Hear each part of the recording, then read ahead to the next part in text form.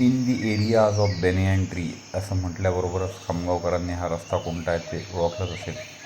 आणि हा व्हिडिओ बनवण्याचा उद्देश हा आहे की जमुना तलावाच्या रस्त्यावर ही जी अनेक वटवृक्ष आहेत ती या चित्रीकरणामध्ये घेतलेली आहे. कारण की मला आठवते 40 वर्षापूर्वी या रस्त्यावर असंख्य वटवृक्ष होते, परंतु आज तेवढी संख्या मात्र नाही आहे.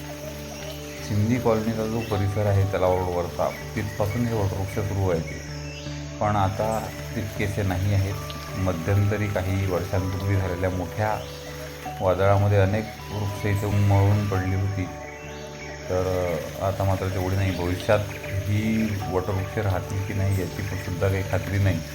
म्हणून हा व्हिडिओ इथे तयार करून ठेवला आहे की आगामी काळात हा व्हिडिओ जर कोणी पाहिल तर त्याला दिसेल की जमुना रस्त्याचा जो परिसर आहे तो असा होता आणि इथे अशी असंख्य वटवृक्ष होती.